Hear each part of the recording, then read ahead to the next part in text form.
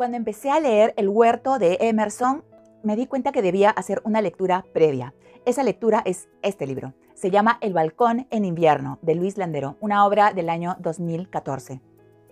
Esta obra es un libro autobiográfico reñido con la literatura y saturado de ficción, como diría el mismo autor.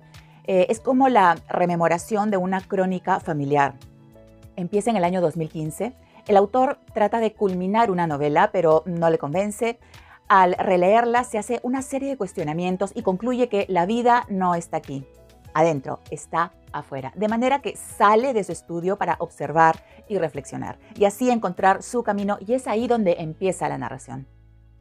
Si vemos la cronología del libro, podremos ver que esta comprende desde el año 1925 hasta el año 2015 y tiene una estructura complicada, es una especie de mosaico sin ningún orden que se ubican en ese periodo de tiempo. Si no se maneja bien esa técnica, se hace muy confusa y tediosa la lectura. Afortunadamente el autor es un maestro en estas lides y ha colocado sus recuerdos gratos e ingratos de una manera muy cuidadosa, con un relato muy interesante. Podemos observar que el año 1964 lo marca de una manera muy especial porque fue el año en el que su padre falleció y él solo tenía 16 años. Esto da pie a que nos cuente cómo era su padre, su relación con él, lo que su padre proyectaba en su hijo, la decepción que sintió cuando vio que no iba a ser ni abogado ni funcionario y en general la dinámica familiar. Y también recordará a sus abuelos y nos mostrará cómo eran los hombres de aquella época que empieza en el año 1936 al 39. Otro periodo que lo marca también es el año 1950. Al rememorar esta etapa, él se pregunta, ¿por qué soy escritor si mi niñez fue una niñez sin libros? O sea, el que llegó a ser escritor creció sin libros. El único libro del ámbito familiar estaba en su casa. ¿Y cómo llegó ahí? Eso siempre fue un misterio sin resolver. Por tanto, al considerarse un huérfano de mundo, dio rienda suelta a su imaginación desde muy pequeño. Tanto así que en su casa lo consideraban un mentirosillo.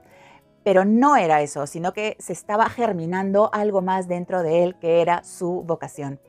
Nos cuenta que sus mejores recuerdos no eran del pueblo, sino del campo, con sus abuelos, las historias que les narraba su abuela analfabeta y su tío Ignacio, que eran coloquios maravillosos y de magia para los ojos de un niño de 9 años, ¿verdad?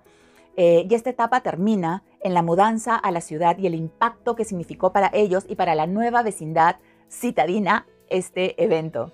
Finalmente, se trata de buscarle un sentido a su propia vida a pesar de los cambios vertiginosos que se dieron en España y en el mundo a mediados del siglo XX y actualmente en nuestro querido siglo XXI, y de cómo fue encontrando ese sentido en el oscuro y errático devenir de los años.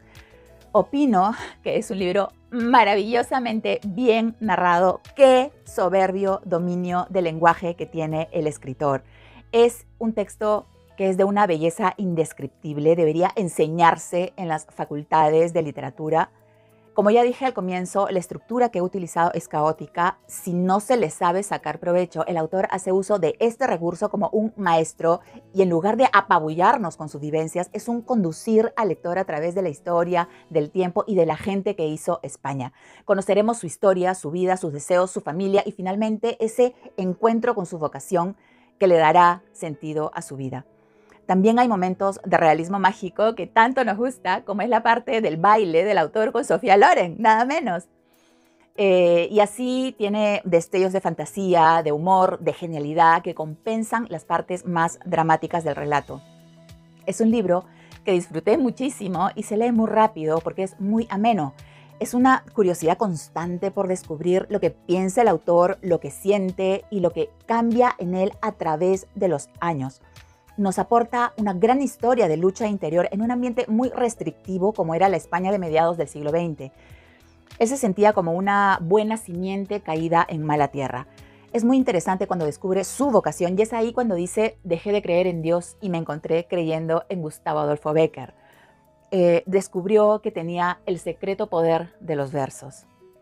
Hay pasajes maravillosos como el que cuenta que siendo niños aún estaban sentados escuchando los cuentos que narraba su abuela y dice que la escuchaban como suelen escuchar los niños, lo que les maravilla, con los ojos ayudando a la oreja a oír y con la oreja ayudando a los ojos a ver.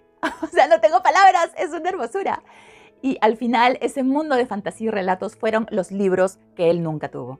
Nos muestra también un tema muy importante, que es el desarraigo y la nostalgia. Cuando se mudan a la ciudad, se mudaron con todas sus pilchas y animalitos que tenían en el campo, pero con el tiempo se dieron cuenta que habían cambiado y que esa modernidad de la ciudad no les iba a ser ajena a jamás y no les quedaba otra que adaptarse con todo lo que ello significaba. Hasta dejaron de hablar como ellos para hablar como los otros. Esa frase retrata lo que significó dejar el cubil.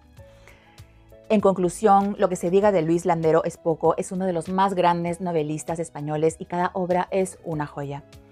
De manera que recomiendo su lectura porque la van a disfrutar muchísimo. Así que hasta una nueva reseña.